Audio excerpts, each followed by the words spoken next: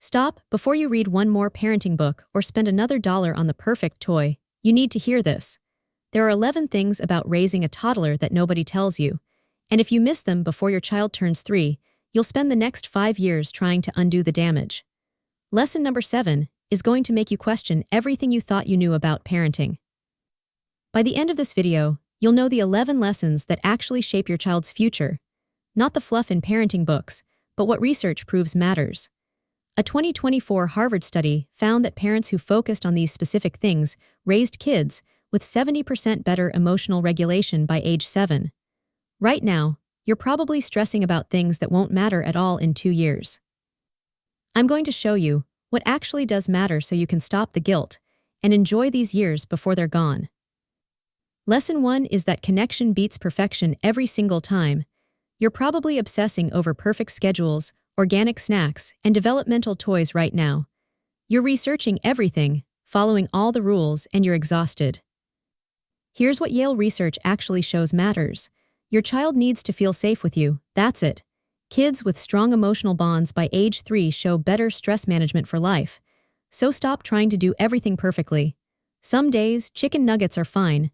Some days, skip bath time. Just be present with your child. That's what they'll remember. Lesson 2 will change everything. Your toddler isn't giving you a hard time. They're having a hard time. When your 2-year-old screams because you cut their sandwich wrong, they're not manipulating you. Their brain is literally overwhelmed. Stanford psychologists explain it clearly. Toddlers can't control emotions yet. Their emotional brain is fully developed, but the control part won't finish until their 20s. So stop taking tantrums personally. They're not trying to ruin your day. They need your help regulating because they can't do it themselves yet. Lesson 3 is your calm is way more contagious than their chaos. When your child melts down and you stay calm, your nervous system actually helps regulate theirs. But when you match their energy and yell back, you're throwing gas on fire. UCLA research shows when you stay calm during your child's meltdown, they calm down 60% faster. So next time it happens, take 3 deep breaths before you respond. Lower your voice instead of raising it. Sit at their level. Your calm brings them down faster than anything else you could do. Lesson 4 is play isn't wasted time. It's literally how your child's brain develops. Stop feeling guilty when you spend an hour just playing instead of doing flashcards or teaching letters or something productive. The American Academy of Pediatrics is crystal clear. Free play is the most important thing for brain development in the first 5 years. When your child plays, they're learning problem-solving, creativity, and emotional regulation. So get on the floor, build the tower, crash the cars. That's not wasted time. That's the most important work your child can do right now. Lesson 5 will save you so much energy. No is a complete sentence. You don't owe your toddler detailed explanations for every boundary you set. You're probably doing this right now. No, you can't have candy because it's almost dinner and sugar will make you hyper. Then your child argues every single point and you're exhausted. Here's the truth. You can just say no. You're the parent. When your child asks for something and the answer is no, say no, not right now. Maybe give one simple reason, but don't debate with a 3-year-old. Kids need clear boundaries without paragraphs of justification. Lesson 6 is stop comparing your child's development to every other kid you see. Are you constantly worried because your child isn't doing what little Emma down the street is doing? Stop it right now. Research shows the range of normal development is massive. Some kids walk at 9 months, some at 15. Some potty train at 2, some at 4. All of that is completely normal. Your child is exactly where they're supposed to be. Unless your pediatrician is genuinely concerned, stop worrying about what other people's kids are doing. Your child has their own timeline. Lesson 7 goes against everything you've probably been told. You absolutely cannot spoil a baby by responding to their needs. Has someone told you that if you pick up your baby every time they cry, you'll create a needy child? They're wrong. Child development research is absolutely clear on this. When you respond consistently, you're building secure attachment. You're teaching your baby the world is safe. Kids who have that foundation actually become more independent later because they trust you're there. So pick up your baby when they cry. You're not spoiling them.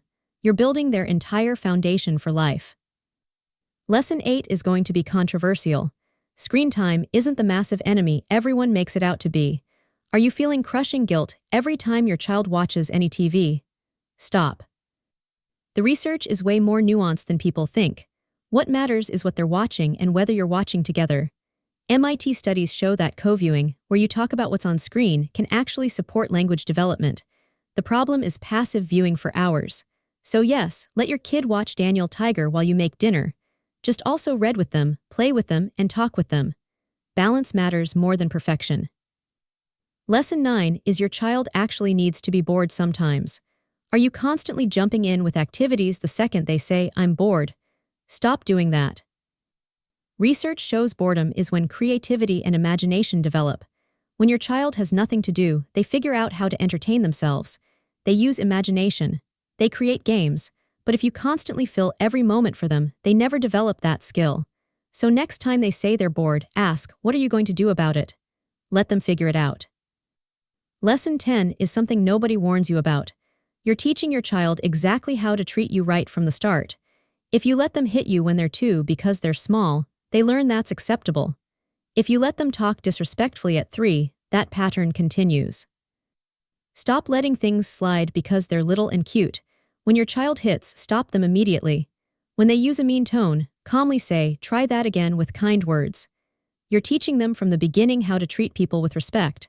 Start now, not when they're 5 and the patterns are harder to break. Lesson 11 is the most important. Trust your gut over everyone else's advice, including mine. There's so much noise. Books, blogs, Instagram experts, your mother-in-law, random people who feel entitled to comment on your parenting. But you know your child better than anyone else on earth. If something doesn't feel right, trust that feeling. If a parenting strategy everyone swears by doesn't work for your family, stop doing it. You're the actual expert on your kid. Stop second-guessing yourself. Your instincts are better than you think. Quick recap of these 11 lessons. Connection always beats perfection. Your toddler is having a hard time, not giving you one. Your calm is contagious. Play is their real work. No is a complete sentence. Stop comparing timelines. You can't spoil a baby. Screen time isn't evil. Boredom is actually good. You're teaching them how to treat you, and trust your gut. These are what actually matter in those first 3 years. Not perfection, but presence. Those years fly by faster than you can imagine. Don't spend them stressed about the wrong things.